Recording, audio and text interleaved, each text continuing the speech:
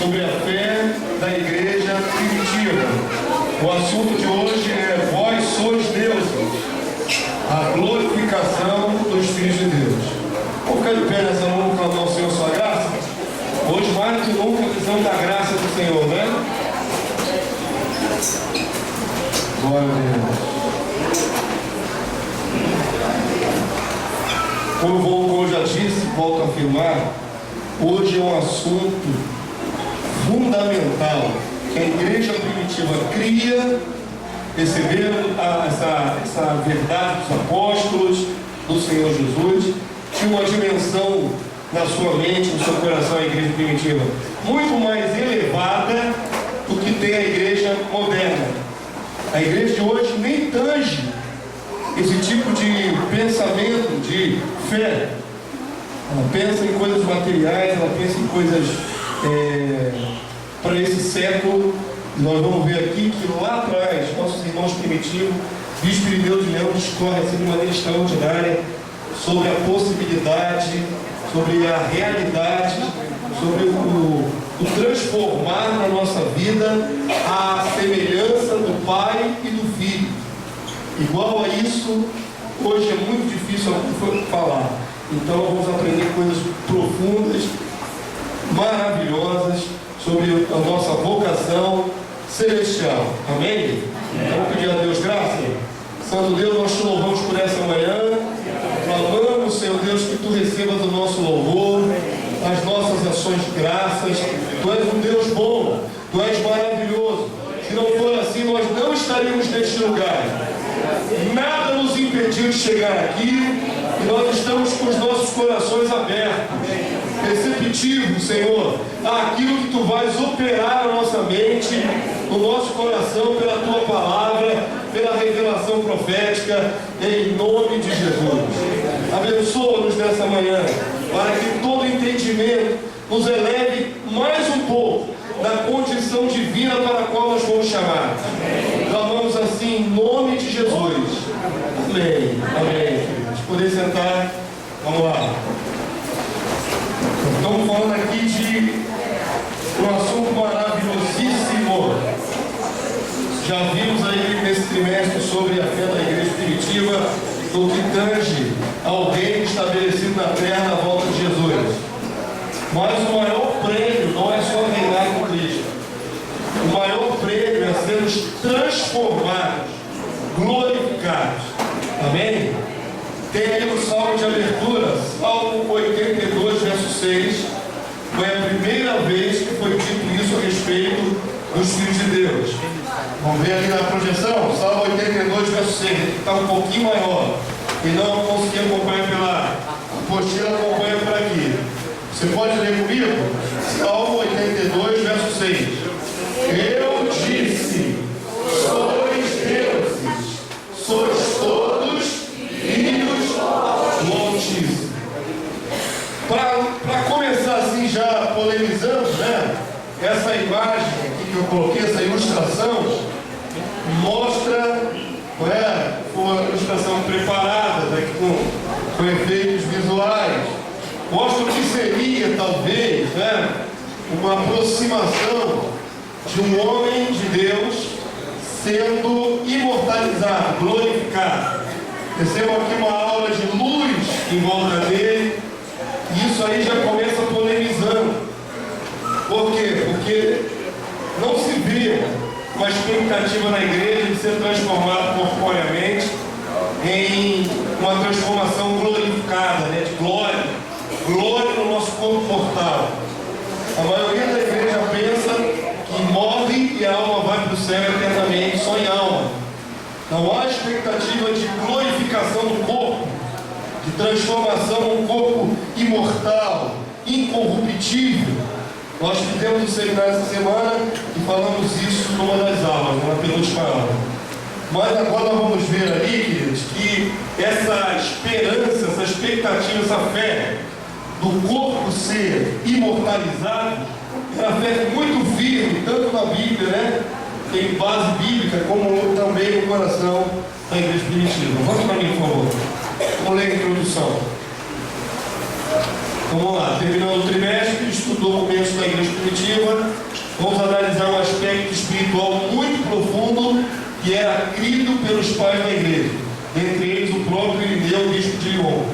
O que hoje para a igreja é inimaginável e até parece uma blasfêmia, na verdade é a maior promessa de Deus para os seus filhos: a glorificação ou a deificação dos santos, a família dos eleitos escolhidos por Deus, chamados com a vocação celestial para serem semelhantes ao primogênito Jesus, tem de ser todos divinizados. Amém? Esse termo aí, essa palavra deificação, tornar-se Deus. Se isso não for muito bem compreendido, parece uma blasfêmia. Não parece uma blasfêmia? Fala aí para qualquer irmão que você encontrar na rua, nas outras igrejas: olha, mas nós temos vocação de sermos Deus, ou deuses. Não é? Isso vai chocar, isso vai ser repudiado de imediato, vai ser repelido como ideia, vai ser tido como pretensão, como loucura, como viagem. Não é? A pessoa do próprio Deus, exatamente isso. Quando você diz assim, Deus, quando você diz deificar, se transformar em Deus, logo a palavra Deus em português suscita em nossa mente o Pai. Acontece que isso é uma cultura religiosa. O nome do Pai não é Deus. Deus não é sinônimo do Pai. Deus é uma cultura religiosa em português. Deus tem seu nome próprio, revelou seu nome próprio lá no Antigo Testamento. Não é? São 4 consoantes em hebraico, é um pentagrama. Ali está o nome que Deus revelou, o eu sou, né? É traduzido em português como Jeová, Javé, Iavé. Esse é o nome com o qual Deus se identificou. A palavra Deus, ela é genérica, não é nome próprio do Pai. A palavra que está sendo dita ali no Salmo é: vós sois deuses. É a palavra hebraica Elohim, e Elohim já é plural. A partícula singular seria El, não é? El, você vê assim, El Shaddai.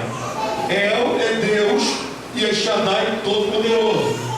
El é partícula de Deus, é a subtração da palavra Deus. Elohim é o plural, já tem uma conotação de pluralidade, deuses. Quando está escrito ali, vós sois deuses, vós sois Elohim. Amém? Então, o que acontece? Se nós não contextualizarmos isso muito bem, aqueles que ouvirem essa pregação, essa palavra, essa explicação, logo se escandalizam, fecham o coração. O Deus, o Pai, não é? Nós chamamos em português Deus, é o Ser Supremo, é o Criador de todas as coisas do universo. Jesus, o Filho, também é Deus, no sentido de compartilhar com Ele a divindade. Amém?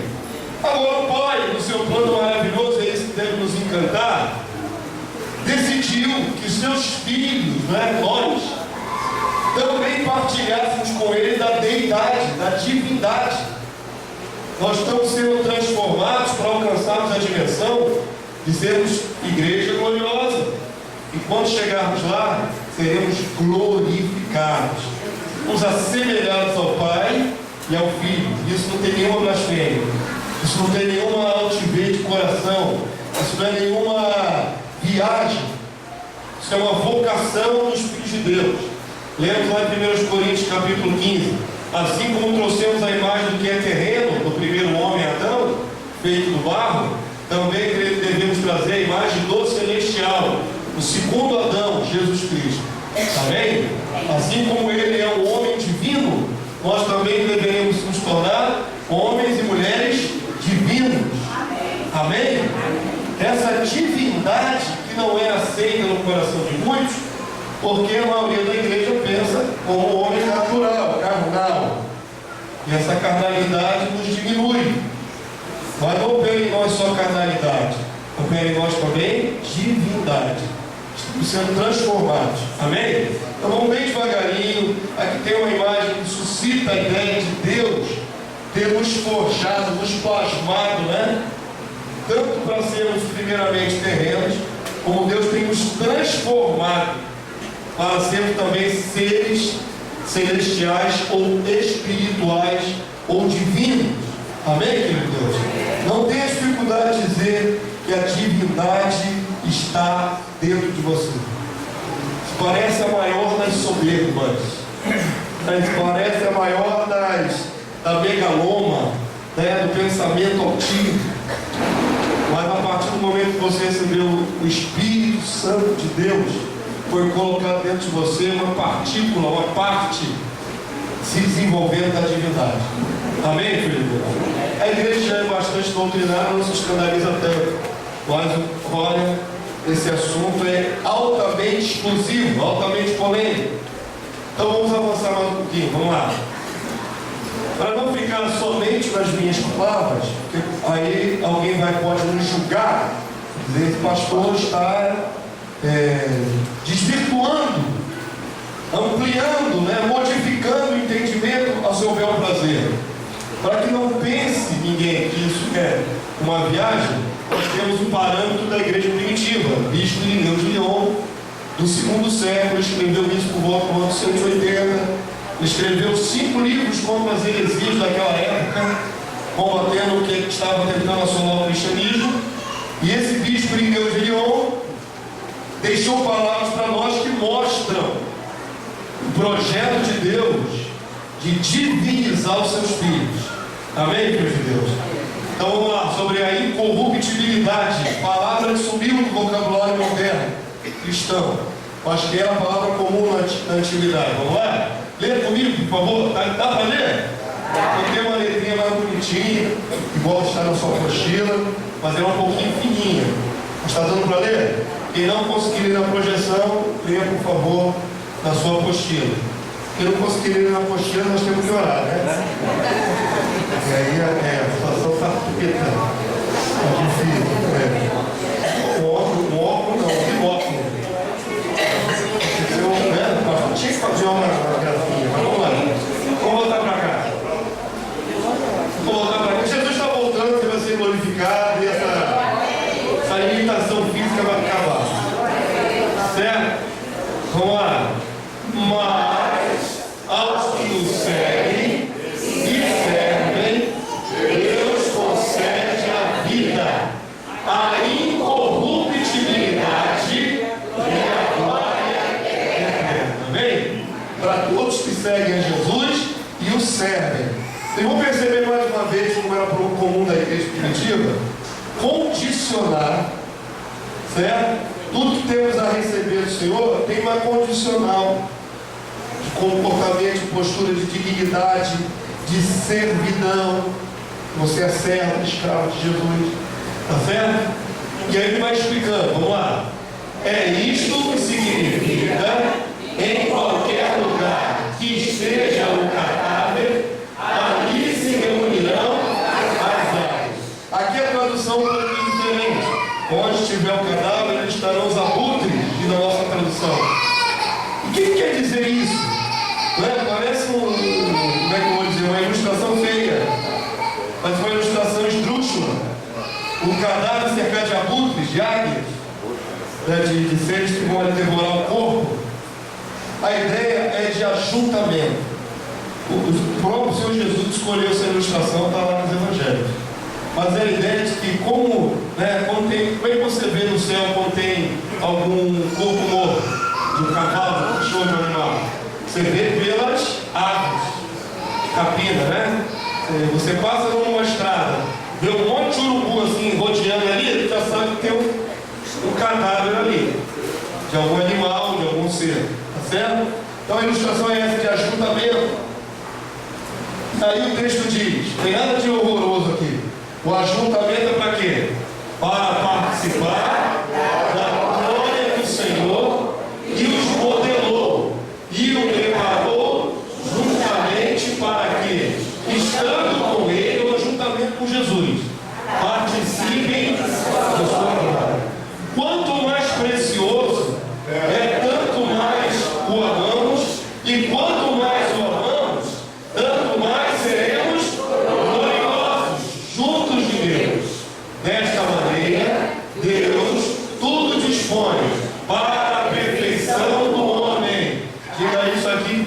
acredita nisso. Esse conceito do ser humano alcançar a perfeição é rejeitado. Porque somos tão falhos, tropeçamos quase todos os dias, então nós rejeitamos a ideia da perfeição.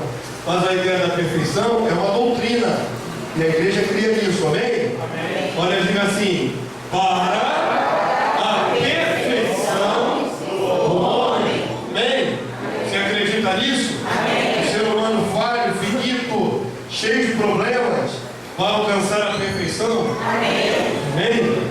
A fim de mostrar a sua bondade e para que se cumpra a justiça e a igreja seja configurada à imagem de seu Filho. Qual é a nossa vocação? O que é a graça de Deus? Romanos capítulo 8, não é isso? A todos quantos chamou, também, os justificou, e aos que justificou, também glorificou, não é isso?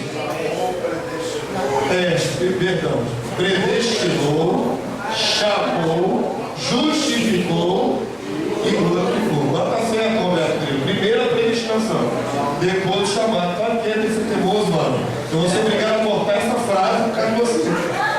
Deixa de ser teimoso. Você me ajudou com a predestinação. A predestinação é antes da justificação, de chamar. Chamar é a vida, filho. Oh, vai descendo. Olha só, conheceu. Tá. Mas chamar é depois da predestinação. Eu só sei quando é. Mas você sabe disso não. Eu vou ter que cortar tudo isso quando vai ter trabalho da edição, porque você me confundiu. Entendi sua defesa. Todo homem seja pronto para ouvir, varão. Mas a primeira não é. Ô Pedro! Eu sei. Mas depois que eu consertei, você disse não de novo. Vamos voltar para cá, vamos lá. Ô Pedro! Esse é o meu aluno mais complicado.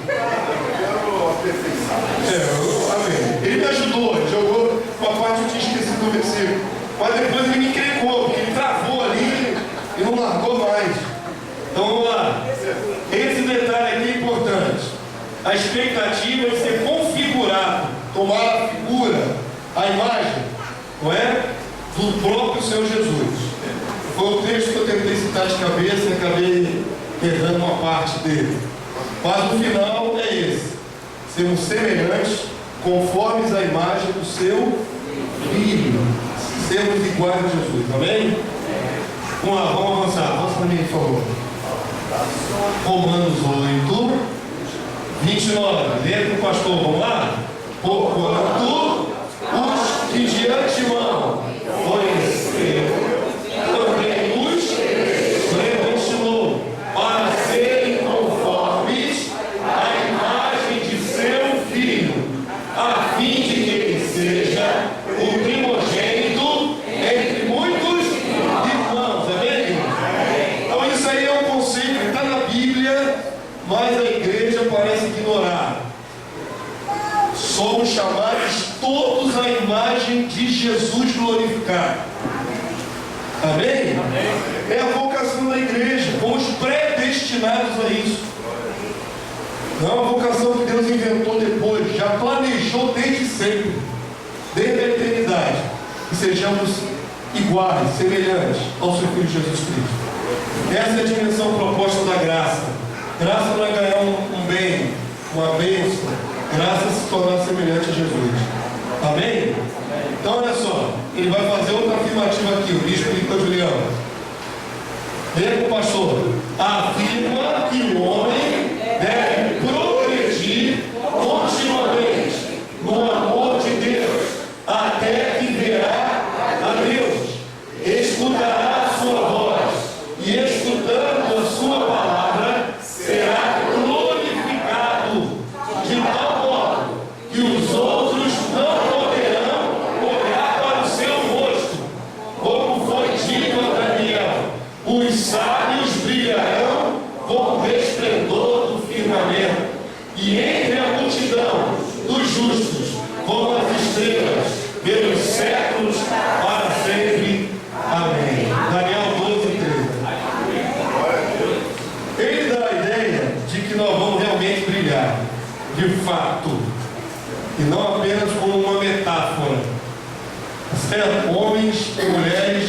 glorificados resplandecerão glória. Isso é um conceito interessante, mas nada absurdo. É só você voltar um pouquinho no tempo e ver que Moisés, quando ia perante a face do Senhor na tenda da congregação, ele saía com o rosto resplandecendo luz. Não é isso? E a palavra de Deus diz que ele colocava um manto sobre o rosto, um véu sobre o rosto, obrigado. Um véu sobre o rosto, ele saía com o rosto tão brilhante igual uma lâmpada. Você imagina como é que seria isso? A face de Moisés, a pessoa não poderia olhar para a face dele, estava brilhando, ofuscava. Ele colocava um véu sobre a cabeça para que o povo não visse a terminação dessa glória. Porque devia ser interessante. Moisés sair para cá igual um farol, e aí ia amenizando, ia voltando ao normal. É, coisa interessante. A passagem de Saulo também, o resplendor de Jesus era mais forte que o sol ao meio-dia. O resplendor de Jesus mais forte que o sol ao meio-dia. Quando Jesus quis mostrar como é a sua glória, o que ele fez? Ele se transfigurou. É como se a carne, ela detivesse, ela escondesse, ela camuflasse a verdadeira glória. Entendeu? Essa carne que reveste nossos corpos, que reveste o corpo de Jesus, de certa forma continha a glória. Quando ele quis mostrar como é a sua glória de verdade, ele levou os discípulos, Pedro, né? Foi Pedro e Tiago e João, foram 3 discípulos. Levou eles até o monte e ali ele tirou essa limitação. Ele resolveu transcender a carne. E transcendendo a carne, ele brilhou como um sol. Essa deve ser a verdadeira glória, ou o resplandecer de glória dos filhos de Deus. E o Pai Primitivo cria nisso, baseado na profecia de Daniel. Nós vamos resplandecer luz. Mas imagina, irmão, imagina um monte de santo glorificado como verdadeiros luceiros. Eu tinha que ser o Steven Spielberg. Eu ia fazer um filme bacana. Mano. Ninguém imagina essas coisas, apesar de estar escrito. O Vale Vagalume, imagina, vários faróis ambulantes andando, com as vestes resplandecendo. Que coisa linda! Que coisa tremenda! Se eu fosse o Steven Spielberg, eu ia fazer um filmaço. Imagina a criação vendo os filhos de Deus glorificados. Os camaradas não chegam, não é qualquer um que vem ali. Ali vem um dos Elohim, um dos deuses. É por isso que quando mostra para sermos muito como as estrelas, você vê que tem estrela que brilha mais do que a outra. Ali é mais no sentido de numerável, né? Numerável. Mas também uma referência é o resplendor. Porque aqui Daniel apresentou com o resplendor, as estrelas do firmamento, parâmetro para a glória dos filhos de Deus, também com o resplendor. Agora, queridos, olha que legal, né? Você imaginar essas coisas. O prêmio da salvação fica muito mais excelente do que apenas, né, ser levado em alma para ficar no céu. Não é só isso. É ter o corpo glorificado igual de Jesus. Não é isso de lá ter Filipenses? Ele é um corpo igual da sua glória. Amém? Avança mais um pouquinho aí, vamos andar. Acho pretensão nossa. Vão achar isso uma inversão de valores, uma questão blasfema, uma heresia. Eu vejo muito cristão que confunde humildade, certo? Uma pretensa humildade, uma falsa humildade, com a rejeição da verdade.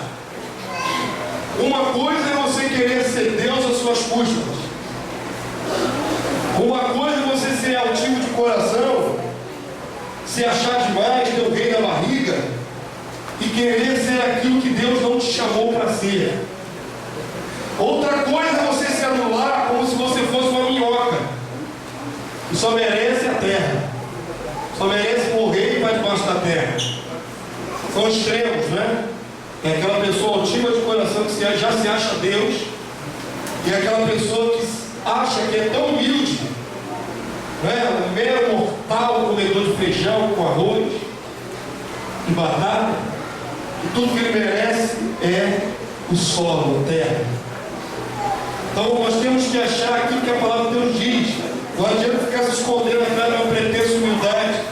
Alguns dizem, longe de mim essas coisas do Senhor, longe de mim, eu estou escondidinho aqui atrás da cruz de Cristo. Isso não é humildade, porque Deus lhe deu o poder, ao lhe dar o Espírito, Ele lhe deu o poder de se tornar filho de Deus. Amém? Evangelho de João capítulo 1, verso 11 e 12. A todos quantos receberam, deu-lhes o poder, e o poder ali é o direito. A palavra poder significa direito, o direito de se tornar, de se transformar em filho de Deus. Amém, filho de Deus? É porque o conceito humano está tão arraigado de ser fraco, de ser mortal, de ser pecador. Pecador ainda somos, irmãos. Ninguém está aqui dizendo que nós não somos pecadores. Pecadores ainda somos. Você pode ter, hoje mesmo, pode ter tropeçado em casa antes de vir para cá. Gritou com alguém, gritou com o filho, né, Guarda? Gritou não? Hoje não entra na boa? Oi? Tá. Porque senão, de repente, ele ia te exercitar a paciência. Como de vez em quando vai. De repente você pensou mal de alguém. De repente você fez qualquer outra coisa. Por ação, por pensamento, por palavras e tropeçou. E quando nós tropeçamos no pecado, nós nos sentimos fracos. Nós nos sentimos apenas e tão somente humanos. Onde está a glória de Deus dentro de nós? Onde está o Espírito Santo? Santo, tremendo, o dinamite de Deus, a dinamite de Deus dentro de nós. Quando nós fraquejamos e nos sentimos meros, nos sentimos quase miseráveis. Nosso sentimento é fruto da nossa alma caída ainda de Adão. Mas isso não pode negar a glória de Deus que está sobre nós. A palavra de Deus diz: sobre vós repousa o Espírito da glória de Deus. Amém? Não deixa os teus sentimentos te enganarem. Você recebeu a unção que vem do Santo e ela permanece em vós. 1 João capítulo 2, verso 20. Vós recebeis a unção, então somos ungidos, lacrados com o Espírito Santo, o Espírito da glória de Deus. Você não é só carne, você não é só sentimento. Por isso, quando nós falamos em ser Deus, causa espanto, causa rejeição, porque os sentimentos lutam contra a verdade. Você lê com os olhos, você lê com a mente, mas rejeita com a alma, rejeita com o sentimento. O que você sente quando a palavra de Deus diz a você? Salvo, vós sois Deus. Sois todos filhos do Altíssimo. Então, ser filho do Altíssimo é automaticamente ser luz Deus. Está escrito. Você não lembra com todas as leis de português? Vai tentar achar um subterfúgio, vai dizer: não é essa a interpretação, pastor? Você está interpretando de maneira altiva? Está escrito com todas as letras, tanto no original hebraico como na tradução em português. Amém, filho? Mas vamos dizer que você blasfema. Por quê? Além dos sentimentos, das muitas teologias que reduzem o homem a quase nada, a pó salvo. Uma vez eu ouvi alguém colocar assim: nós somos só pó salvo. Eu sou para dizer isso. Olha a concepção. Nós somos só pó que foi salvo. Assim, por muita misericórdia de Deus, Ele salvou esse pó que não vale nada. Não é assim que Deus te vê, certo? Deus te vê glorificado. Você é um dos predestinados, conhecido por Deus desde a eternidade, chamado à existência, recebeu o benefício da justificação pelo sangue do seu Filho, foi selado com o Espírito Santo, e no final de tudo Deus quer te ver glorioso, divino, igual a Ele e ao Filho. Então você não é apenas um mero pó salvo, nada disso. Diga, meu filho. Nessa diferença de assumir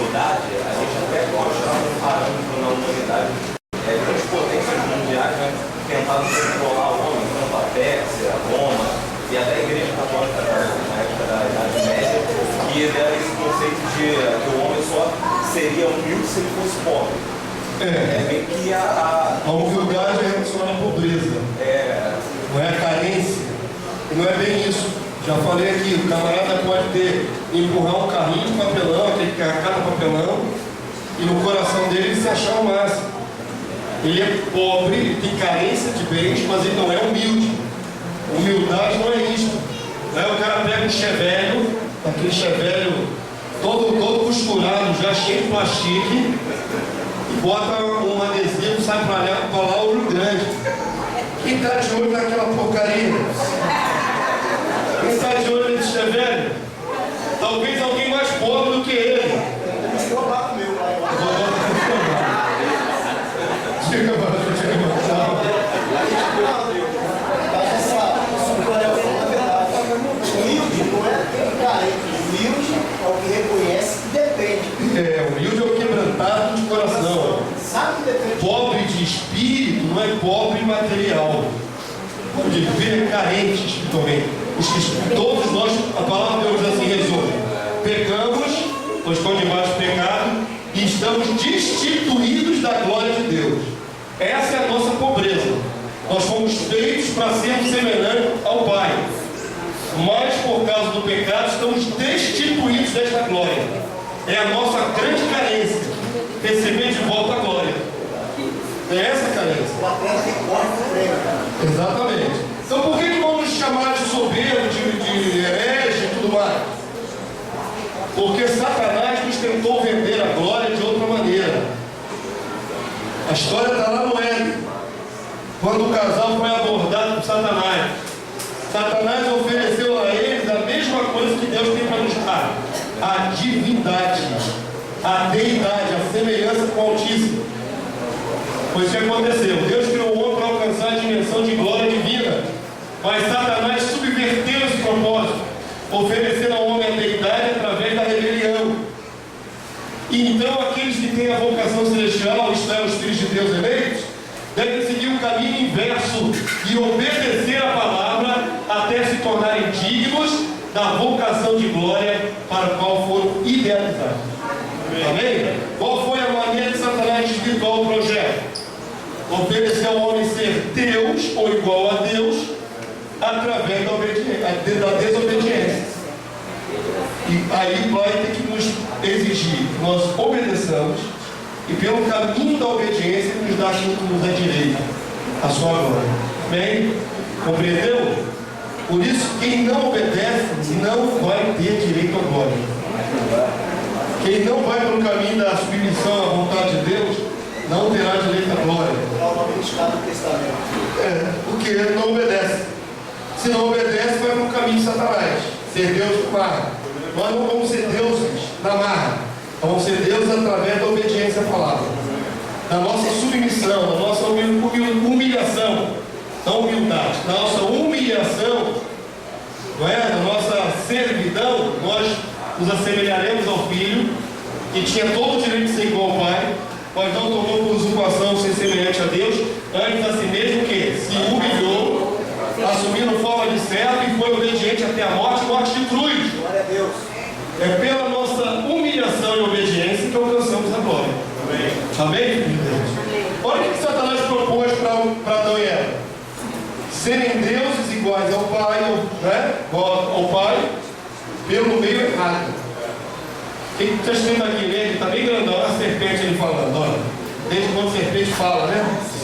Vamos lá. Porque Deus sabe que no dia em que dele comerdes, se vos abrirão os olhos, e como Deus sereis conhecedores do bem e do mal. Qual é a proposta de Satanás? Comam aquela fruta, o pai está enganando vocês. O pai falou que não podia comer daquela fruta, né? Sabe lá que fruta que é? Carambola, jaca. Qual é a fruta? Faz a menor diferença. A fruta proibida, conhecimento bem do mal. Ele falou: pode comer tudo menos essa. Na verdade é um teste de obediência. Satanás diz: não, Deus está enganando vocês.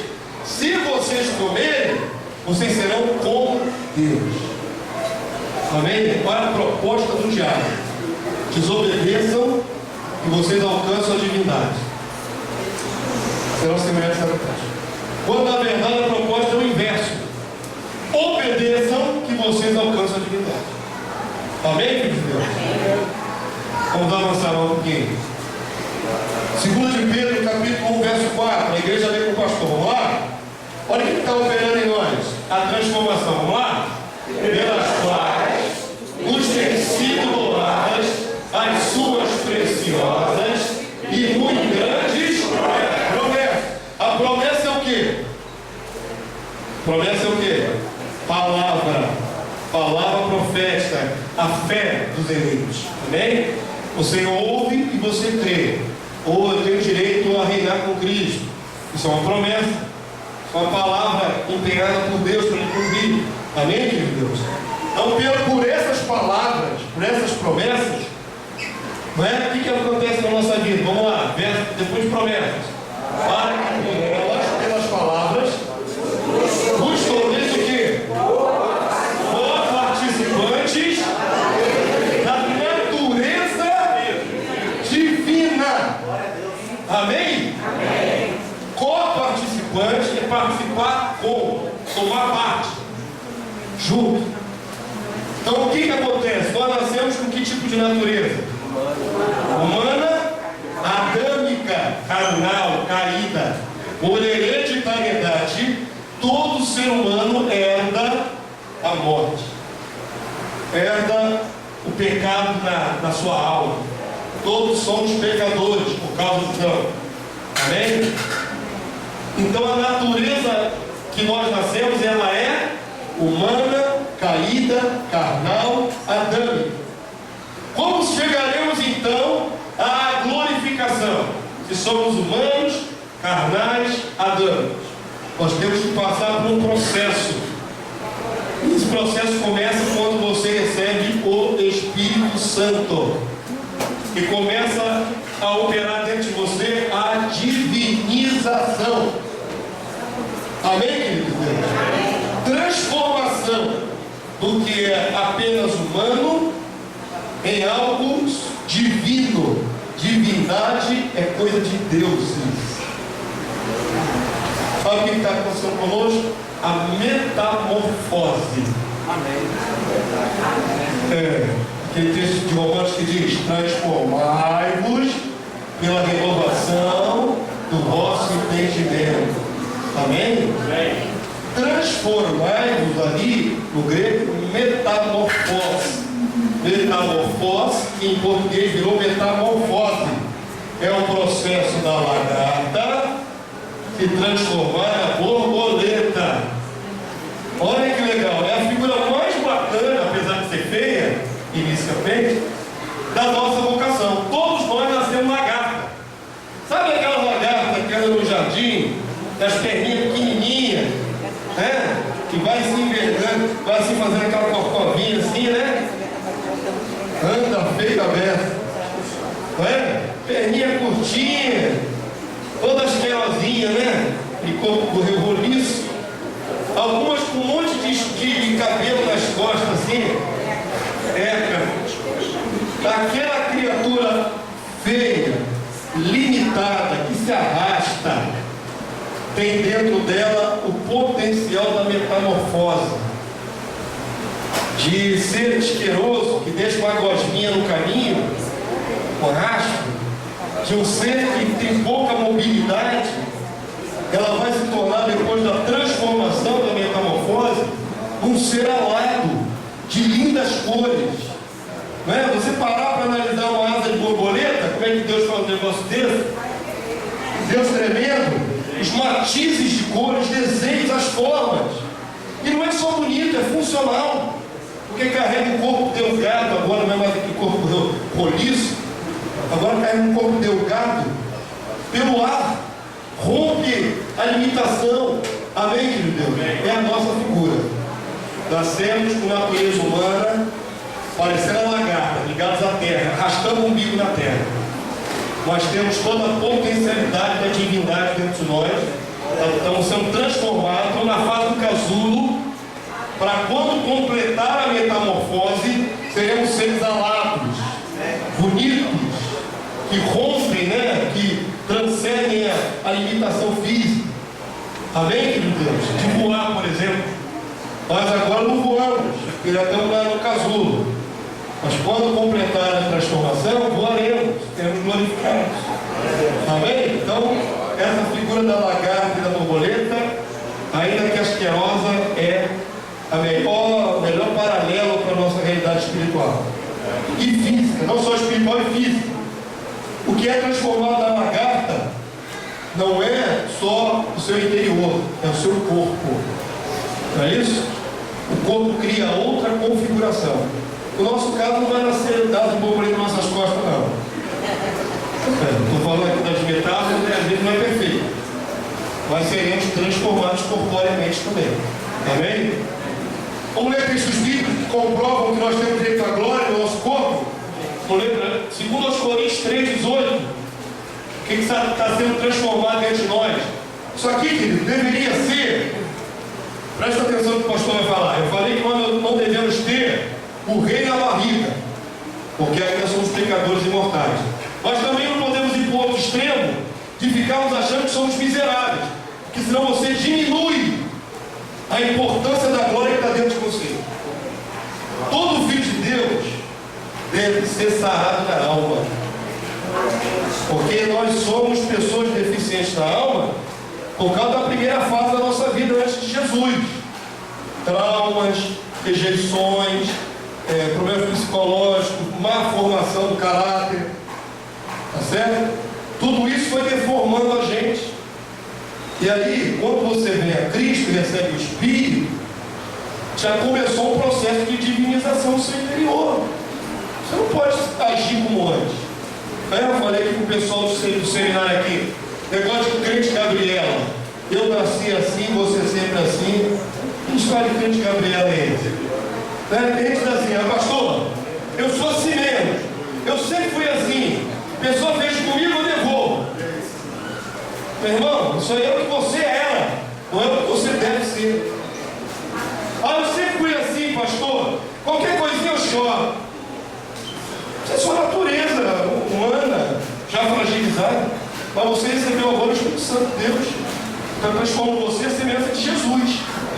Jesus chorava por qualquer motivo. Jesus se achava miserável. Tem crente que precisa fazer análise, psicoterapia, psicologia, sentar no divã, para quê? Olha só, amado, o pastor está chateado comigo.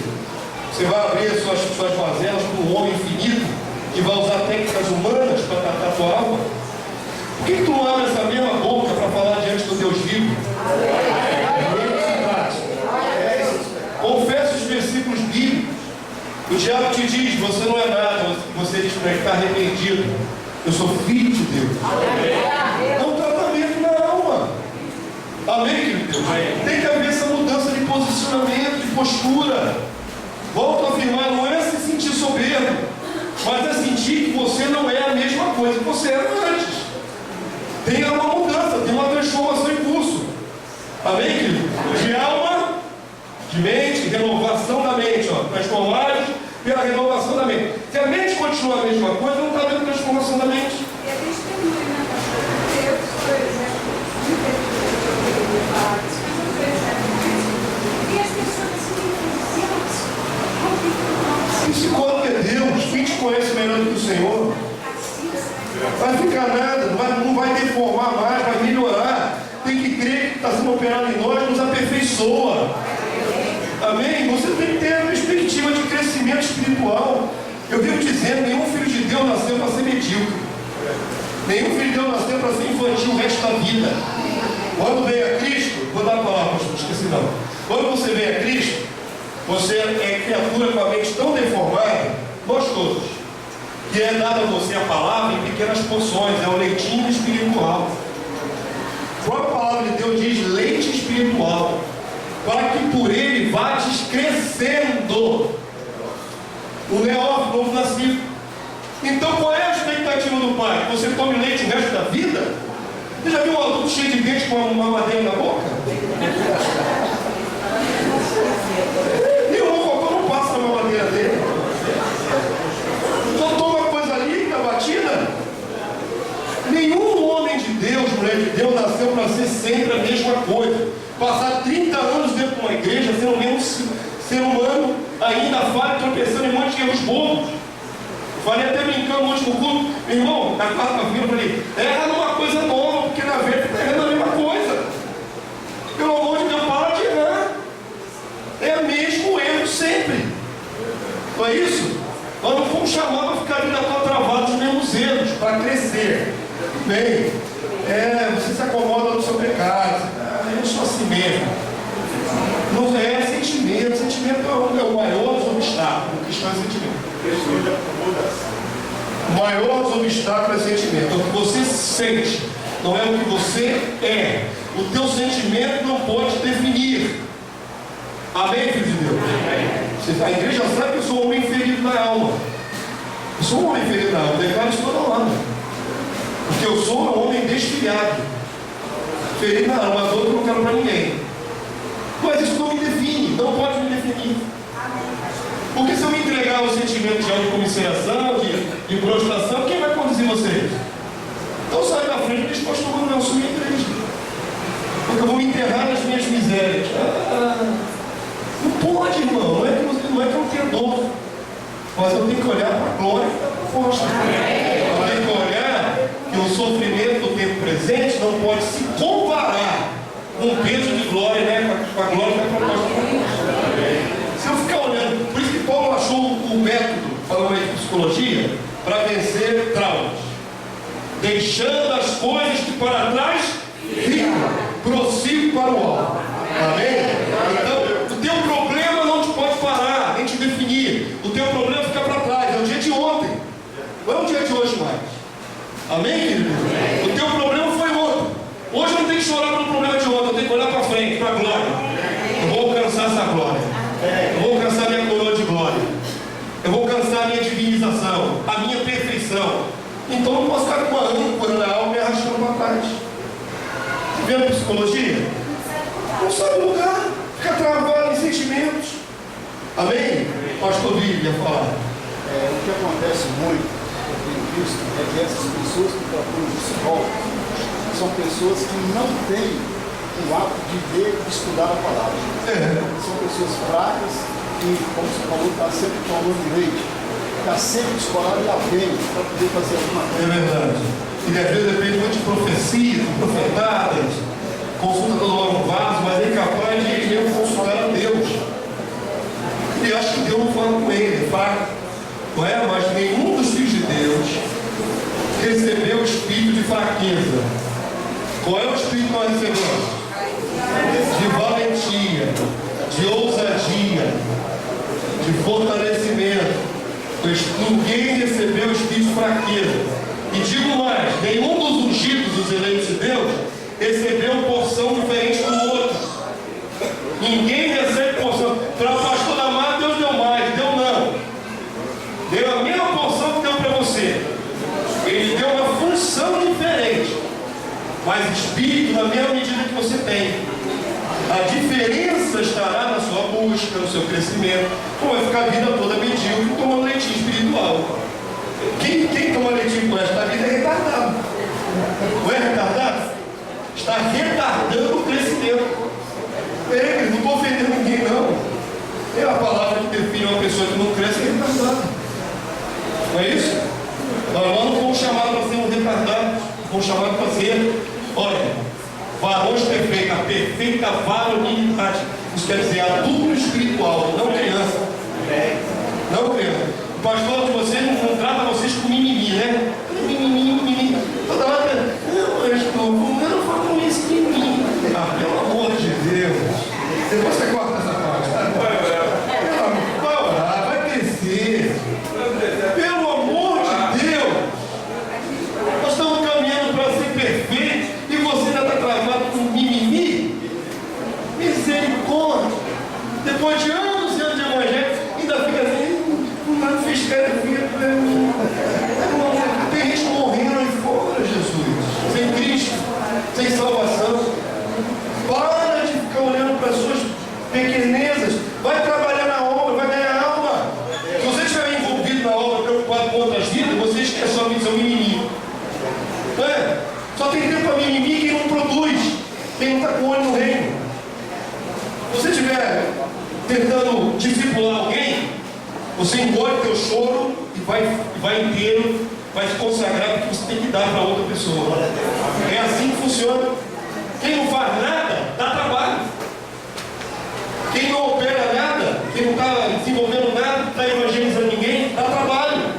Porque logo fica frágilzinho, como criança, chorando. A parte toda vamos cortar, tá vendo, mano? Estou dando dica aqui para você gravar e faz tudo. Aqui é cajado para minhas ovelhas. Quem não trabalha não come. A verdade é esta. Quem não trabalha não come, quem não trabalha não trabalha. Pelo amor de Deus, não cabe mais entre nós, homens e mulheres de Deus, chamados à atividade, a ser semelhante a Jesus. Mimimi. Sabe o que é mimimi? Já entenderam mimimi, né? Mimimi é muito pouquinho, né? Muito fraquinho. Vamos falar de coisas eternas.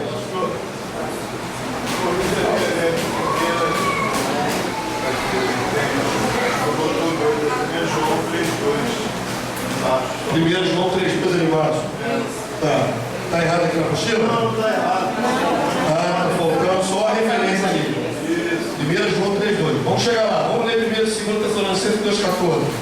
Leia comigo. Está quente aí, irmão? Não é psicológico. É verdade. Eu estou me lembrando dos primeiros cultos ali naquele local ali. Era assim mesmo. Aí eu estava só pingava. Descia pela terra. Vamos lá que eu perco aqui mesmo. 2 Tessalonicenses 2,14. Para que eu fui falar nisso? Vocês estavam quietinhos, né? Para que eu fui mencionar isso? 2 Tessalonicenses 2,14. Vamos lá? Para o que também nos chamou, mediante o nosso Evangelho, para alcançar o que? A glória de nosso Senhor Jesus Cristo. É assim, fui chamado para alcançar glória. Amém? Aí, o cristão que pensa que vai morar no céu, ele pensa aí que vai para a glória. Lá no céu. Não é ir para a glória, é para alcançar a dimensão de glória. E semelhante à glória do Senhor Jesus Cristo. É menor, mas é semelhante. Ele é o mais velho, primogênito entre muitos irmãos. Amém, filho de Deus? E o texto ali é 1 João 3, 2. Vamos ler todos juntos? Amados, agora somos filhos de Deus. Amém? E ainda não se manifestou o que haveremos de ser. Sabemos que quando Ele se manifestar, seremos semelhantes a Ele, porque haveremos de vê-lo como Ele é. Já somos filhos de Deus, amado? Mas ainda não se manifestou que é o Filho de Deus. Quando é que o mundo vai ver os filhos de Deus como eles devem ser? Na volta de Jesus no dia da glorificação. Amém? Avança para mim aí. Vamos voltar para o nosso irmão primitivo. Olha, querido, eu tenho assim, na minha leitura, né, para fazer essas aulas e tudo mais, eu já li os 5 livros de Irineu de Lyon. E é de maneira muito profunda que ele fala. Ele é bem inteligente, profundo, espiritual, é bíblico. E fazendo essa aula aqui, refazendo essa aula, tinham outras passagens maravilhosas no livro dele. Não é canônico, não é a passagem bíblica, porém, esse bispo desenvolveu muito bem os conceitos. Incrível como a Igreja Católica Romana depois pega esses livros e esconde da humanidade. Claro, você já percebeu? A Igreja Romana que sucedeu a Igreja Primitiva falava que todo mundo era Deus? A primeira coisa que a Igreja Romana fez foi separar o clero do povo. Quando ela separou o clero, falou: não, esses aqui são os especiais. O resto é povo. O resto não tem nada. Entendeu? Só eles, os bispos, os cardeais, os padres, são separados de Deus. O resto é povão. E isso até hoje. Então colocou na cabeça daqueles que vão à igreja que não são nada, não são ninguém. Coitados que dependem muito de misericórdia. Agora, se eles tivessem preservado o que Deus escreveu 2 séculos antes, A gente voltar. Se uma geração de cristãos cresce, crendo que vai alcançar essa dimensão de glória, a história tinha sido outra do cristianismo. A separação vem até na própria ritual da Santa Ceia, onde o povo só come o corpo. Não recebe a rocha, não bebe o cálice. Quer dizer, a igreja que sucedeu a igreja primitiva tirou qualquer vestígio de ideia de que o povo vai alcançar a glória, o povo de Deus vai alcançar a glória. Tirou qualquer vestígio, apagou da história do cristianismo. Isso aqui é antes da igreja romana sublimar, tá certo? Vamos lá, vem comigo, vamos lá, vamos avançar. Como poderia ser Deus? Ele está argumentando, olha só, um pensamento bastante profundo e iluminado de Irineu. Como poderia ser Deus aquele que ainda não foi feito homem? Homem, ele está falando no sentido pleno. Tem que ser homem pleno para depois ser Deus também. Se você não for nenhum homem pleno, como é que você vai ser semelhante a Deus? É isso que ele está argumentando. Como poderá ser perfeito? Ele fala de perfeição. Quem acaba de ser feito, ou seja, tem poucos anos na terra. Como poderia ser imortal? Quem na natureza mortal não obedeceu ao Criador. Você quer chegar a ser imortal? Mais uma vez, o que tem que fazer? Obedecer. Hebreus diz: Jesus, no dia da sua carne, clamava com forte clamor e lágrima aquele que podia livrá-lo da morte. E mesmo sendo filho, não é? Não, ele teve que se submeter, ele teve que se humilhar, obedecer. Ele é salvador de todos quanto lhe obedece. Obediência é fundamental para alcançar a glória. Salvação é glória. Então ali diz o texto, vamos ler aqui: é necessário que antes siga a ordem humana, para que em seguida participar da glória de Deus. Com efeito, não és tu que fazes Deus, mas é Deus quem faz a ti. Se, portanto, és obras de Deus, espera pacientemente a mão do teu artífice, que faz todas as coisas em tempo oportuno, de maneira a adaptar a ti, que és feito. Quem faz? Deus. Quem é feito? Nós somos o barro na mão de Deus. Amém? Esses vasos de barro, que ele vai moldando, modelando, e às vezes através de sofrimento, de perseguição, de luta, de prova, de enfermidade. Ele só está modelando o vaso de barro. Tem paciência passando as provas, amém, queridos? E aí ele diz assim: apresenta-lhe oração o quê? Dócil, sem revolta. Que mais? E flexível. Eu falei, não erra, mas que sempre erra, irmão. Chega, deixa Deus, muda o disco, tá certo? Vamos lá. Guarda a forma que o artífice te deu, e a humildade que está em ti, para que não endureças e percas o modo que os seus dedos te dão. Olha que linguagem poética, né? Maravilhoso. É profundo, é teológico, é espiritual e é um poema. O artífice está te aperfeiçoando. Guarda a forma que o artífice te dá, o teu Deus te dá. Amém? Para que não endureça. Como é que você endurece? Quando você diz assim: não quero. Eu sou como eu sou e eu vou ficar assim. Se você quer ficar do jeito que você é, nas suas limitações, fraquezas, deficiências de formação psicológica, você está endurecendo, é teimosia. Não é mais fácil você deixar o corpo mole, o cérebro mole também? Falando de coração doce. Deixa o cérebro solto, irmão, solta o freio, deixa Deus trabalhar. Amém? Diga, sozinho. Engraçado que depois dessa frase aí, que ele fala que eu nasci assim, você senta assim, ele sempre termina esse diálogo dizendo: no tempo de Deus, ele vai corrigir. Aí a gente vê ali que no tempo oportuno, ele termina a obra. Então, o tempo de Deus oportuno é proporcional, é certo? À medida da tua obediência, à medida do coração quebrantado e flexível. Flexível. No coração, Deus fala assim: filho, faça isso. E você diz: tá bom. Você vai. No degrau do aperfeiçoamento, você pode adiantar. Pode. Quanto mais rápido você operar isso, melhor. Por isso há grau de aperfeiçoamento diferente. Paulo diz assim, devemos andar conforme já temos alcançado. Então existem alguns que já aperfeiçoaram 50%, outros 70%, outros 80%. Depende muito de como você deixa o seu coração ser trabalhado. Flexível, né? Deixando o Senhor burilar da forma que Ele quer. Não é isso? Seja uma argila mole, irmão. Não seja uma argila dura, não. Seja um barril mole. Pô, Deus está tentando um negócio duro. Aí tem que esmiuçar. Ele tem que estar espancado. Aí sabe como é que vai? O barro é sovado, né? Tem que dar uma sova no barro. Tem que pá, pá.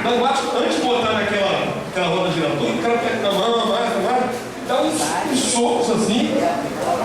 Porque às vezes o barro está duro. Está uma forma maleável esse barro. Amém? Amém. Aí o texto diz assim, né? Conservando a forma que Deus está te dando. Olha que bacana, já que lê isso comigo. Te avizinharás, se aproximando, né? Da perfeição. Amém, igreja? Eu falo perfeição de boca cheia. Perfeição. Eu, homem limitado, com as minhas dificuldades, minhas mazelas, fui chamado à perfeição. Você também. Não deixa de ser conduzido à perfeição, irmão. E pela arte de Deus, o que mais? Oculta argila está em ti. O que vai resplandecer? A glória de Deus. O barro um pouco vai aparecer. Não é isso? Quem você é, pouco parece. O que parece é Deus em você. As pessoas têm que dizer assim, eu conheço fulana, e é uma chata. Que está aparecendo só chatura, só. Cadê a fulana que é uma bênção? Uma pessoa sensata, equilibrada, abençoadora. Estão entendendo? O que você, como as pessoas te veem, é como está a sua aparência para elas.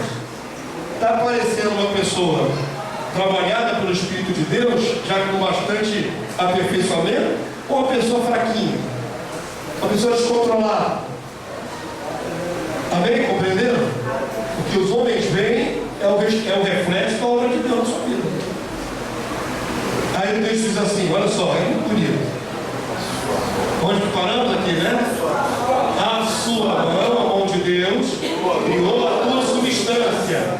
Ela te banhará de ouro puro e de prata, por fora e por dentro, e te embelezará, tanto que o próprio rei será cativado pela tua formosura. Mas se logo endurecido, veja bem, expectativa é um vaso de honra glorificado. A metáfora é essa. Mas se você ficar endurecendo o jogo com Deus, tem aqui a possibilidade.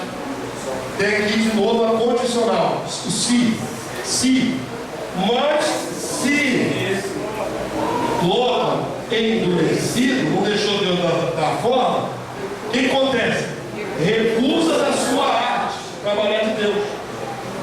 Pela tua ingratidão a Deus, perdes ao mesmo tempo a sua obra, a sua arte e a vida. Veja bem como é que o Pai definiu. Está falando uma coisa maravilhosa. Olha, nós vamos ser trabalhados por Deus para nos tornarmos glorificados. Maravilha. Mas se você não quiser deixar Deus trabalhar na sua vida, você tanto perde o trabalhar de Deus como a própria vida. Tá bom? É dramático esse negócio? Filho de Deus não pode ser empedernido, endurecido. Tem que ser flexível, aliás. Tem que ter marcha ré. Tem gente que não tem marcha ré. E aí a gente entra naquele mérito das questões de que o Pai próprio não perdoa. Você não perdoa alguém, Deus não te perdoa. Acabou. É assim, é cabal, é um conceito fechado. Não tem outras interpretações, não. É justo. Deus é perdoador. Para você ser semelhante a ele, você tem que ser perdoador. Se você não quer perdoar, você está endurecendo o jogo com Deus. Então tá bom, você fica fora do aperfeiçoamento e corre o risco de perder a própria vida. vocês, lendo o Irineu Julião, é uma delícia. Porque o homem desenvolve conceitos espirituais tremendos, profundos, aplicados, fáceis até de entender, metáforas. É uma delícia ler o Pai Primitivo. Maravilhoso. A roupa já está coladinha, né? A barriga como aparecendo. Agora também. Vou pôr aqui para não parecer na barriga. Está perdendo ali. Boa ideia. Senão vai sobrar muito de mim para a noite, né?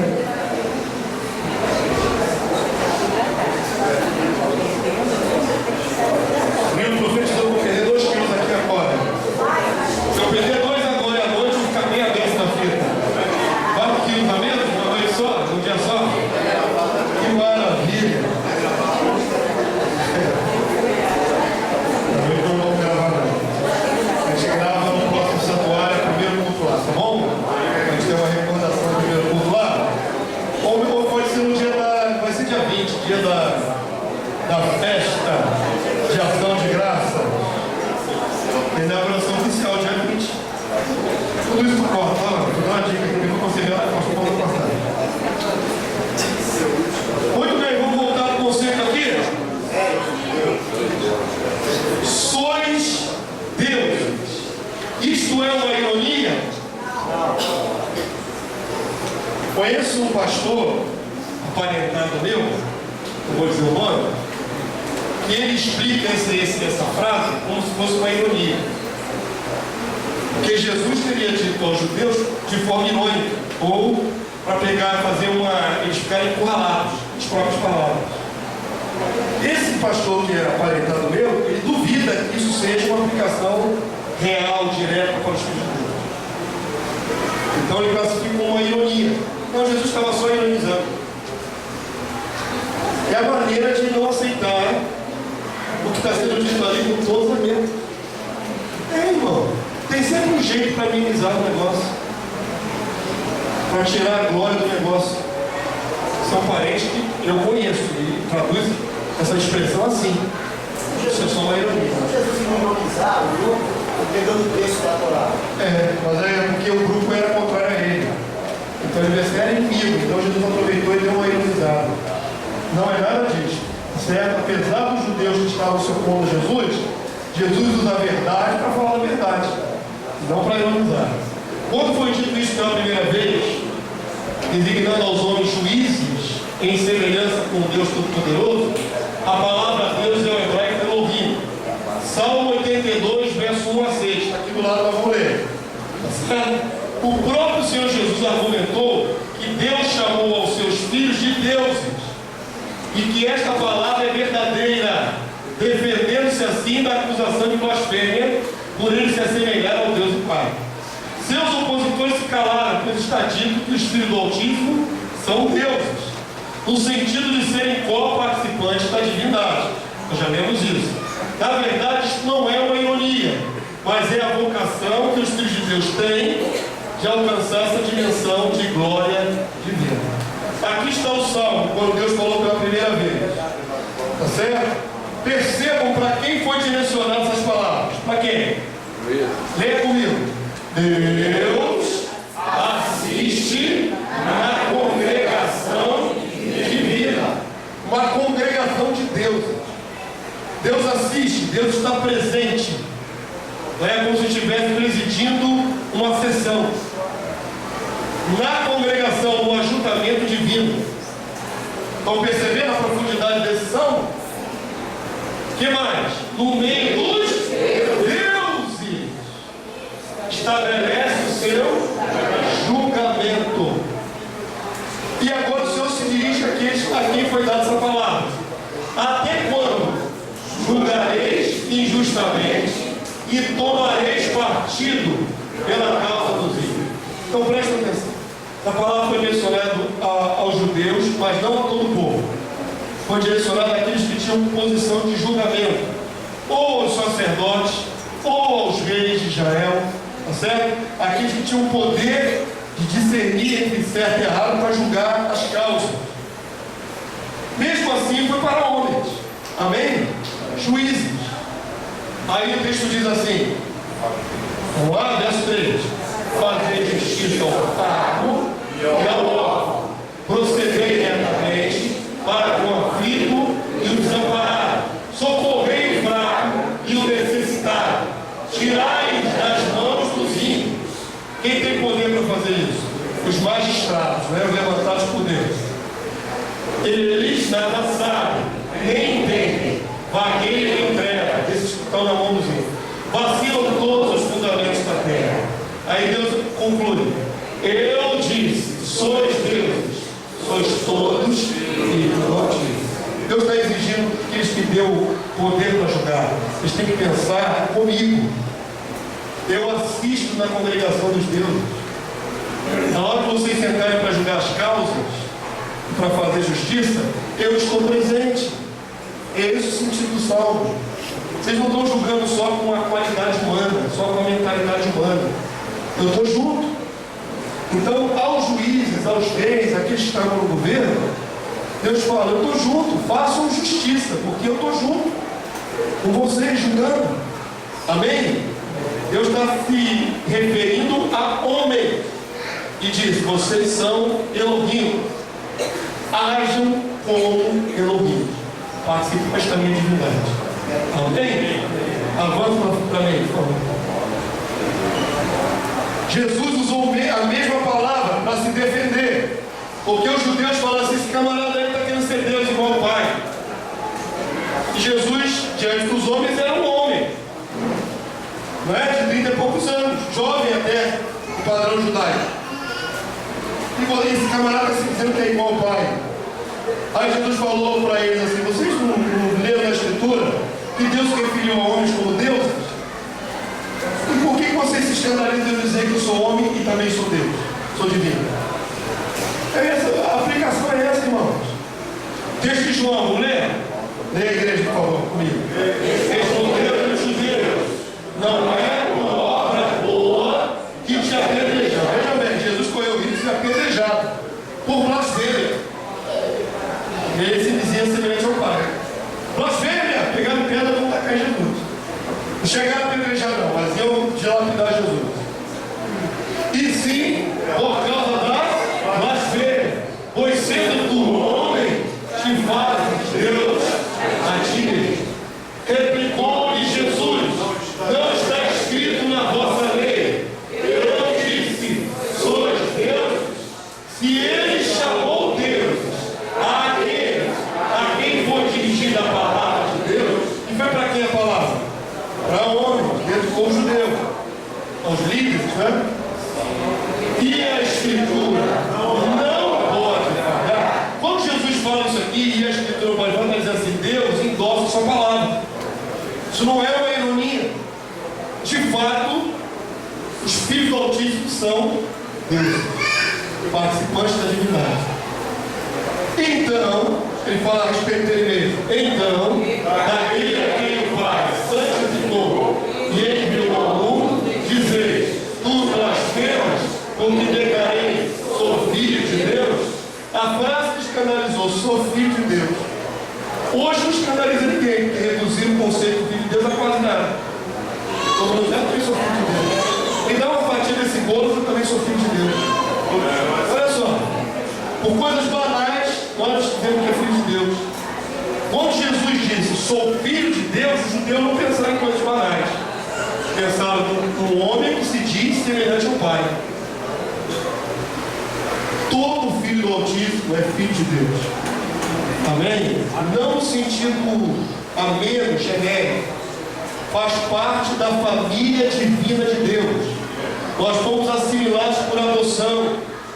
Estamos na condição de irmãos de Jesus. Amém, filho? Então vamos enaltecer o que é ser um filho de Deus. Não é qualquer coisa, não. Avança para mim. Queria ler mais uma vez, estamos terminando, já estamos indo para a reta final. O Espírito, lê com o pastor. Você está com calor, mas não pode ler. Não pode ler? Ou o calor travou a tua língua? Duvido. Vamos ler tudo junto, vamos lá. O Espírito aqui designou com o nome de Deus. Presta atenção nisso, no nome de Jesus. Quero exaltar. Te assustei? É para dar uma chamada de atenção, dar uma palavra. Quando você for ministrar isso, ensinar, passar adiante a informação, via DVD, via lição, via estudo na Bíblia, e as pessoas te retrucarem, mas Deus é só o Pai, como é que você vai explicar que não é isso?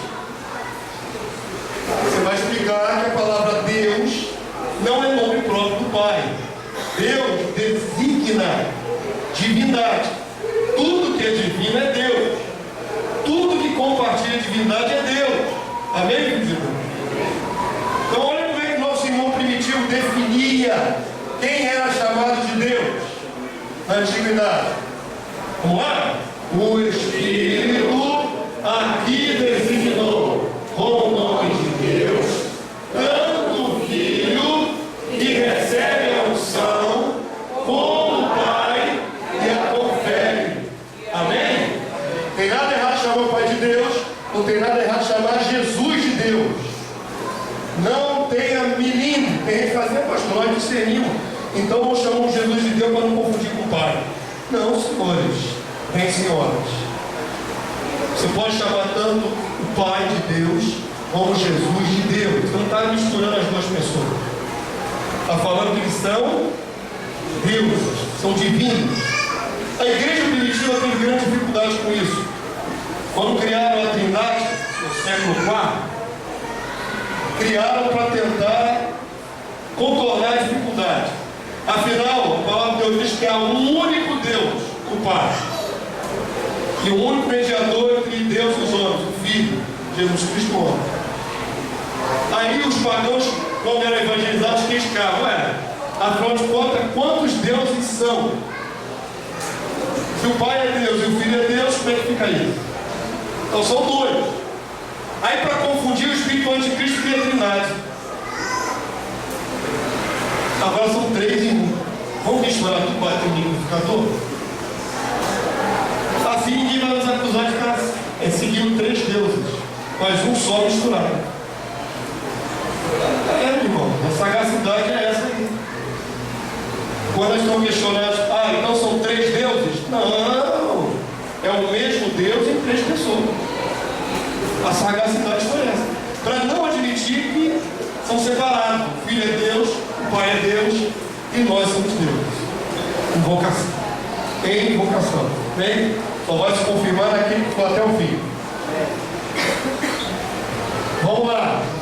Aqui se fala. Vamos ler comigo aqui. Aqui se fala. Vamos lá. Tem mais de 100 pessoas nesse recinto. Quero ver uma voz alto-sonante. A gente esperava ler lá no início. Eu já pulei? Bastante. Me perdoa. O calor também é fechado. Pegar de cima de volta. Boa. Deixa eu dar uma refrescada aqui, peraí. Eu estava acostumado a me congelar aqui na frente, porque eu estou funcionando aqui em cima. Vamos lá. Nada que eu não possa suportar, irmão. Estou mortal, não pode me deter, não. O máximo vai acontecer eu perder alguns quilos que eu vou profetizar. É aqui, né? E ainda diz, né? E ainda diz, Deus se apresentou na Assembleia dos Deuses, e no meio deles julga os deuses. Olha que interessante, está servindo justamente ao Salmo. Nosso irmão Mineiro Leão. Aqui se fala do Pai, do Filho e que mais? E de todos os que receberam a adoção filial. Amém, filho? Tem blasfêmia nenhuma. Tem erro de interpretação nenhum. Deus é designação da divindade. Como diz aí o ditado popular, filho de peixe, peixinho é filho de Deus. Deusinho é não, né? Comparação não ficou 100%. É. Deusezinhos em aperfeiçoamento. Deus é. Ainda em transformação, em processo de divinização. Amém? Todo mundo compreende isso?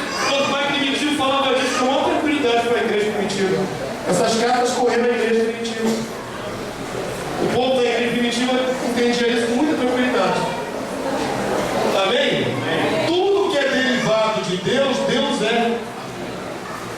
Por participação. Nós por adoção. Amém, filho? Aí diz assim: estes que receberam a adoção filial, nós, eu.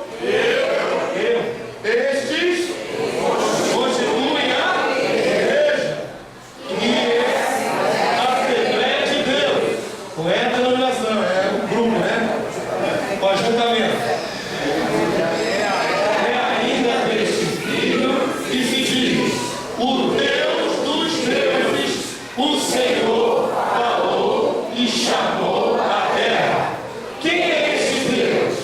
É aquele de quem se diz: Deus virá de maneira manifesta, o nosso Deus, e não se calará. Salmo 50, verso 2. E quem são estes deuses? São aqueles aos quais diz: eu disse, todos vós sois deuses e filhos do Altíssimo. Isto é, os que recebem a graça da filiação divina, pela qual podemos falar.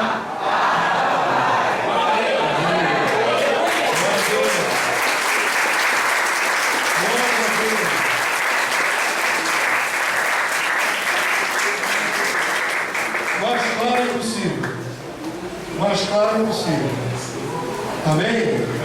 Mas se você sair por aí batendo no peito, dizendo para os outros irmãos das outras igrejas que chegaram nessa compreensão, eu sou Deus, eles vão te pegar e jogar no manicômio, botar a camisa de força em você e virou de vez. Esse aí, coitado, pode colocar, né, na instituição psiquiátrica, esse aí pirou. Está dizendo agora, ele foi para essa igreja do pastor da mata, que é Deus. Pelo amor do Senhor, tenho muita paciência com os nossos irmãos. A revelação é dita dessa maneira. Amém? A palavra de Deus diz, a palavra profética, como uma luz de candeia que alumina o lugar tenebroso. Sabe qual é o lugar tenebroso? Nosso coração. Nossa mente é carnal. Pensa em coisas pecaminosas. Ela é em trevas. Aí o Senhor coloca uma luzinha dentro dela, iluminar os olhos do vosso coração, para saber. Começa a iluminação da mente, para tirar os pensamentos carnais e humanos trevudos, de trevas. Você pega uma pessoa que não está preparada e diz: ó, eu sou Deus. Ela vai te bater, irmão. Vai pular no seu pescoço. Claro. Se a palavra profética como uma luz de candeia, que vai iluminando mais e mais até ser dia perfeito, é gradativo. Amém? Revelação se passa gradativamente, discipulando. E não jogando no peito da pessoa. Ah, mas você não sabe de nada. Está escrito a Bíblia, sois Deus. Assim a pessoa não vai receber nunca. Vai matar, ela vai rejeitar até uma verdade. Se ela for filha de Deus, ela rejeitará a verdade. Porque a maneira não foi sábia. Iluminação aos pouquinhos. Tem que sentar, tem que caminhar com ela nos textos, tem que mostrar conceitos da base. E aí depois você vem com uma pedra grande dessa. Se ela for neófita, piorou. Ela é tia espiritual para ter condição de aprender. Amém? Amém? Então tem que ter paciência e não sair fazendo de qualquer maneira. Vamos lá, o que nós já lemos aí? Já terminamos isso, né? Deus é nome próprio com uma designação. Sendo certo e indiscutível que ninguém mais foi proclamado Deus e Senhor pelo Espírito, a não ser o Deus que tem autoridade sobre todas as coisas, com o seu verbo. O verbo que fez carne, Jesus, e os que recebem o Espírito de adoção, isto é, os que creem no verdadeiro Deus e em Cristo Jesus, Filho de Deus. Bem, apaga um pouquinho aqui algumas luzes para poder mostrar uma imagem para vocês. Por favor. Só algumas. Ali, naquela fileira lá. Aí ela está igual Maria. Beleza? Já dá para ver, tá? Eu procurei incansavelmente a internet, o tempo que pude expor, não muito, para tentar achar alguma imagem, alguma encenação, alguma filmagem, computação gráfica, que fosse. Procurei por muito tempo e nada achei sobre glorificação do corpo. Ninguém pensa nisso. Ninguém vê assim. Isso é muito raro você ver alguma doutrina de igreja que fale da glorificação do corpo. Então eles pensam no arrebatamento só praticamente a alma subindo. Vi na internet vários vídeos. E quando falo de vídeo de arrebatamento, penso no arrebatamento invisível e incorpóreo. Simplesmente a pessoa some e a roupa cai. Já viu isso? Fica só a roupinha. O arrebatamento não leva nem a roupa junto, mas a pessoa a alma pelada. Desaparece. O piloto sai, o carro bate. Meu Deus do céu. Por que o arrebatamento tem que ser dessa maneira? Jesus, quando foi assunto ao céu, não deixou só a roupinha dele para trás. Jesus subiu o corpo e tudo. Não subiu. Jesus não subiu visivelmente diante dos olhos dos discípulos, das 500 testemunhas que estavam lá. Diga, pastor. Mas a narração da Bíblia diz que as vestes que foram lá estavam... Isso na hora da ressurreição, não da subida dele ao céu. Jesus subiu pelado e deixou as vestes dele escorrerem pelo corpo. Aí, irmão, tá rindo, é verdade, irmão. É assim que o povo pensa que é um arrebatamento. De repente, você some e a roupa cai. Tem uma cena até ridícula, que foi a pessoa que devia estar no avião, aí vem descer a roupa do céu, assim. É isso aí, por favor. Oh, Jesus, é que o vento forte do varal jogou a roupa longe. Aí vem a calça flutuando. O que é isso? O que é isso? Quando você acha uma figura do arrebatamento da ressurreição, unida à ressurreição, uma imagem, uma filmagem, é sempre assim, a alma saindo debaixo da terra, vai subindo só em alma quase. Mostra a transformação do corpo. O ser humano não sobe em alma. Ele primeiro é transformado, corpo glorificado, para depois subir no arrebatamento com aqueles que estiverem vivos e transformados. Amém?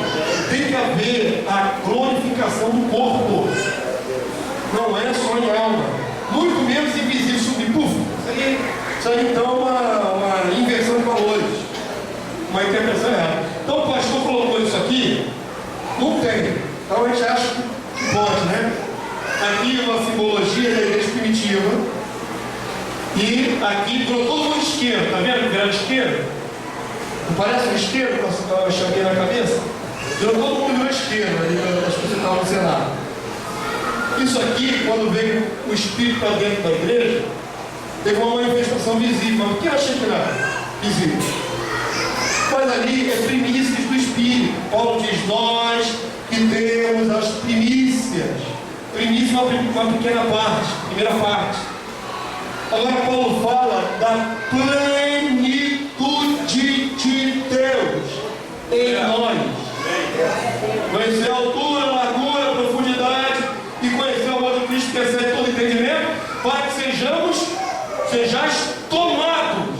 Tomados é quantos por cento? 100%. De toda é quantos por cento? 100%. Plenitude é quantos por cento? 100%. De Deus. Amém? O último estágio da igreja dos filhos de Deus é ser tomado de toda a plenitude de Deus. 100% dos 100% do 100% de Deus em nós. É grande demais a bênção, a gente consegue ver e mensurar. Então, primícia não é o estilo da igreja. Qual é o estilo da igreja? Chegar à plenitude. Ser tomado da plenitude de Deus. Amém? Então, ouvindo aqui essa outra ilustração, eu achei essa ilustração até de super-herói, né? Até de super-herói. Aqui a chaminha está só aqui na cabecinha. Aqui eu tentei mostrar que envolve o corpo todo. Está vendo? Haverá uma transformação no corpo. Aqui não sei se isso aqui é um super-herói, um vilão, será que é isso? Mais imagem é essa aqui? Ultraman? Na nossa época eu também, né? Essa molecada tem outra computação gráfica. Mas para que você tivesse na cabeça que o corpo tem que ser glorificado. O efeito especial de Deus na nossa divinização, da nossa glorificação, da imortalidade, vai atuar no nosso corpo físico. Amém? Esse dia se aproxima. Quanto mais Jesus se aproxima, mais se aproxima a glorificação do nosso corpo. Avança para mim. Como eu disse, eu tive grande dificuldade de achar qualquer coisa. Então tem um pequeno vídeo de alguns minutos, não vou nem botar todo, o mais próximo que eu achei, que é o corpo ser glorificado. Tá bom? Vamos embora? Falta o vídeo agora. Falta o vídeo aí. É vídeo, é foto, pastor, é vídeo.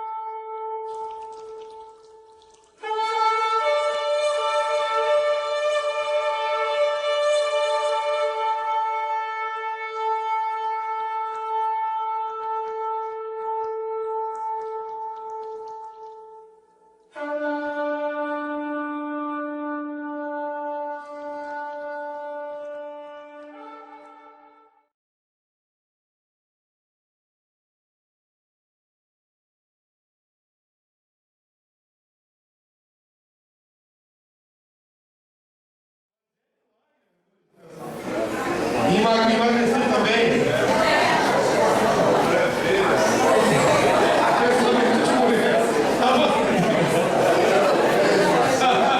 Sai do vídeo. Voar ninguém destacou, só emagrecer e emagrecer. Voar ninguém destacou, olha só. Vamos lá. Avançou, mano? Vamos terminar essa aula? Estamos terminando até rápido. Acender as luzes que estavam apagadas. Aquelas que estavam apagadas, só aquelas.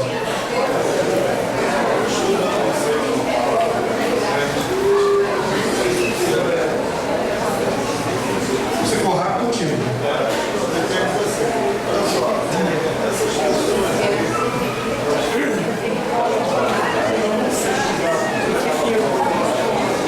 Não sei.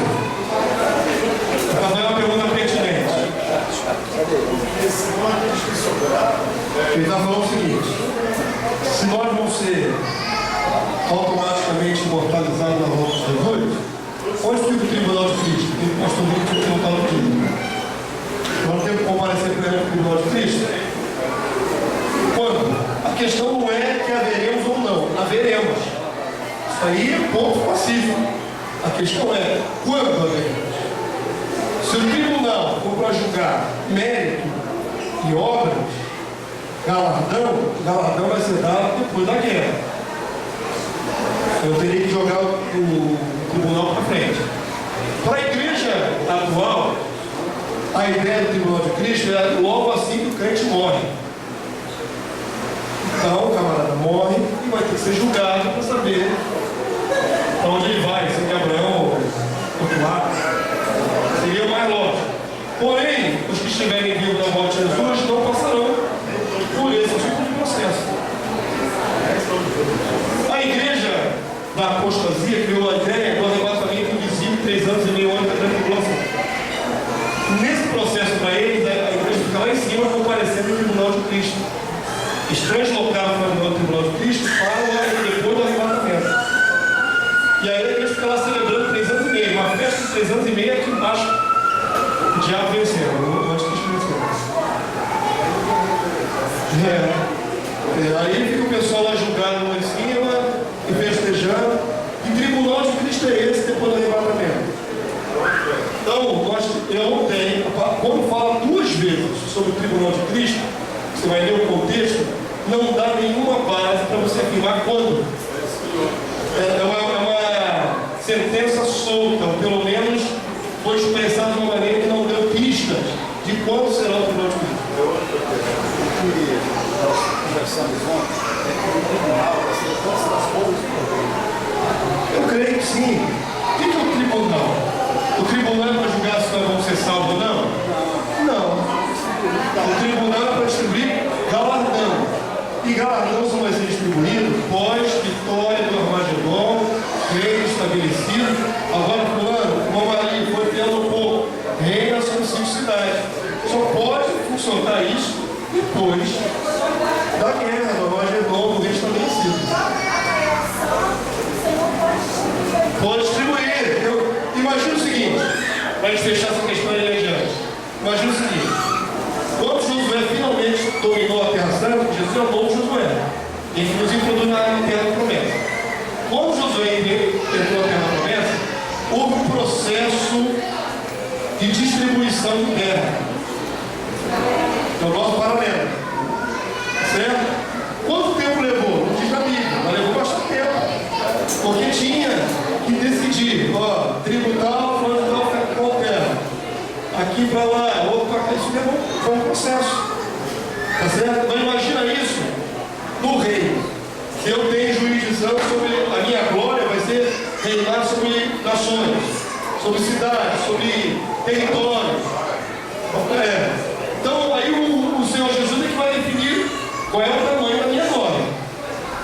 Então, para mim, Tribunal de Cristo, pós-vinda de Jesus, pós-batalha do Armagedon, reino já estabelecido, bodas do Cordeiro, festa, vamos cear, vamos celebrar a vitória, maravilha. E agora sim, vamos dar a cada um a sua designação de autoridade sobre as nações. Para mim, Tribunal de Cristo só funciona assim. Exato. De maneira nenhuma, agora eu não posso dizer com 100% de certeza que não venhamos a comparecer do Tribunal de Cristo, por exemplo, após a morte. Não posso dizer com 100% de certeza. Certo? Para mim, ela se encaixa melhor, como eu já falei. Então, será que ao morrermos, antes de partir por ser de Abraão, o Senhor já nos diz como vai ser a nossa herança? Eu acho muito vago isso.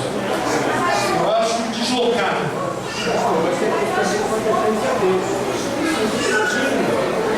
Mas a igreja tenta pôr posicional de outro modo de Cristo. Eu não sei. Eu simplesmente não sei.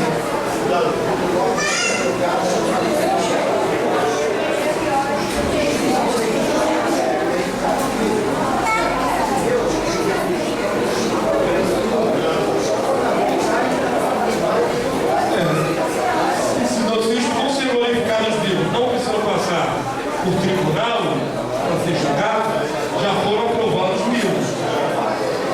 Não precisa necessariamente ser julgados.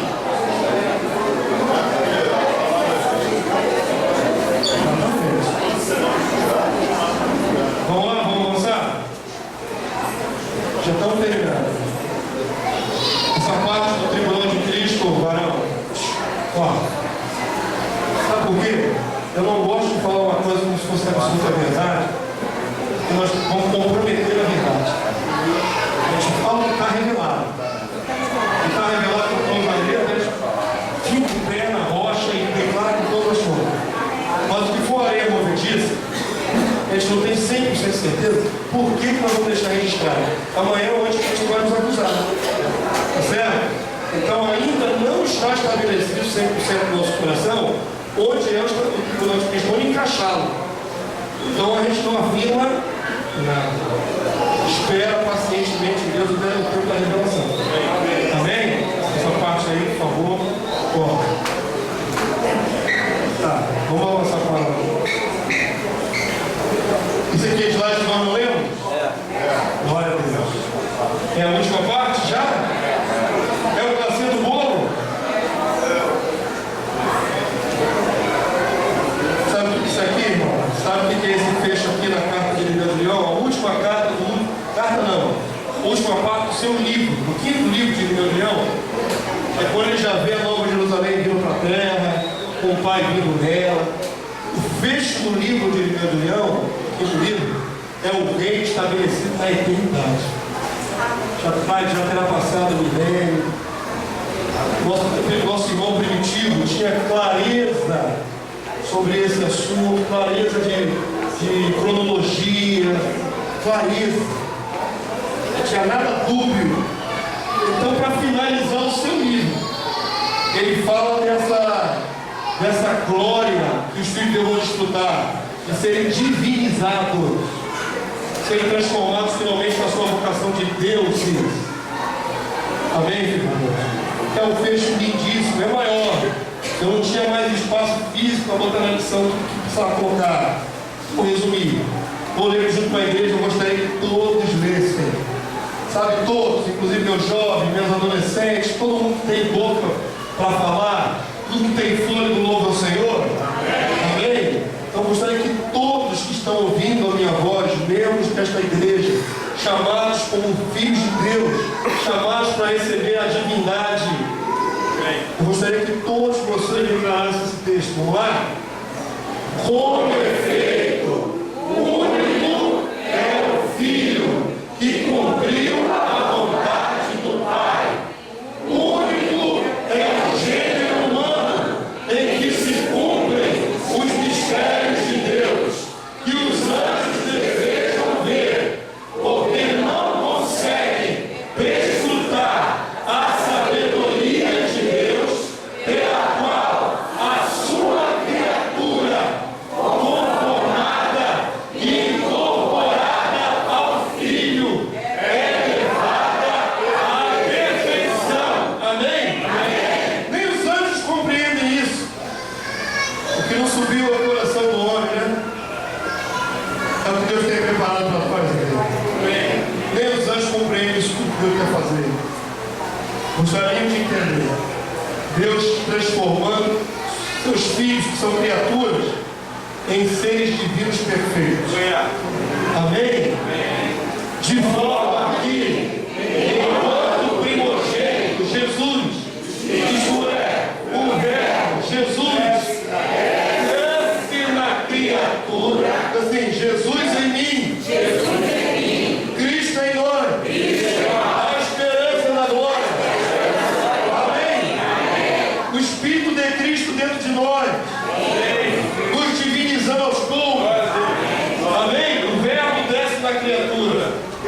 Ele assume, por sua vez, a criatura se aposta do Verbo, do Espírito de Cristo, e sobe até Deus.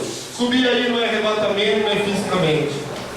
Subir aí é ser elevado a uma nova condição. Amém? Nós mudamos de dimensão, de criatura para Deus. Amém? E aí o texto diz: ultrapassando os anjos e tornando-se a imagem e semelhança de Deus.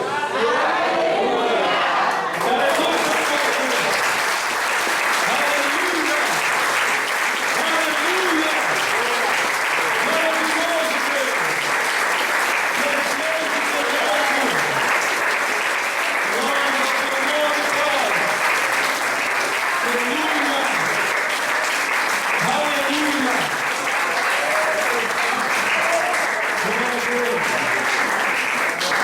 Mesmo vocês que já foram iluminados muitas vezes, mesmo vocês, quantos conseguem perceber e se surpreender com a grandeza do seu chamado?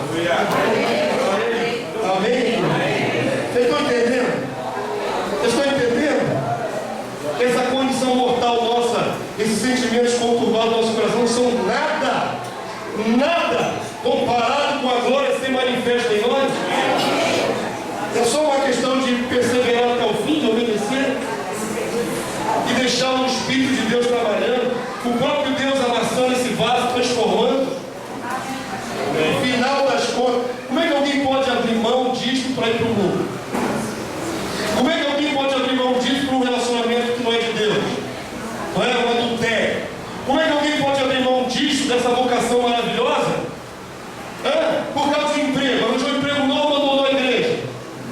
abandonou a graça? É porque não compreende qual é o fecho da história, o seu chamado. Como pensa que é pouca coisa, abre mão com facilidade. Como a pessoa pensa, eu fui para a igreja, eu aceitei a igreja. Você não aceitou a igreja. Você não entrou para uma religião. Se você é filho de Deus, você foi chamado para ser mais semelhante do Pai e do Filho. Se você foi selado com o Espírito Santo de Deus, essa glória depositada em você como semente está crescendo. Está crescendo, se desenvolvendo, até ser Cristo formado em vós. Amém? E você tem que ter isso diante da sua mente e do seu coração. Não é soberba, não é loucura, não é legaloma. Um dia Jesus vai voltar e eu vou ser transformado, corpo e alma. Não é só o corpo. Seremos tomados de toda a plenitude de Deus. Ainda não se manifestou o que havíamos de ser. Amém? Mas naquele dia serão semelhantes a Ele, como diz o texto. Homens divinos, mulheres divinas, jovens divinos. Amém? Essa é a grandeza da palavra de Deus. O nosso irmão primitivo, Irineu de Leão, bispo Irineu, morreu crendo, pagou um preço com a vida crendo, e deixou registrado para a história do cristianismo essas palavras. Bem, creia na palavra, creia no Salmo, creia no que Jesus disse: vós sois deuses, sois todos filhos do Altíssimo. Amém? Agora aplaudir mais uma vez o Senhor.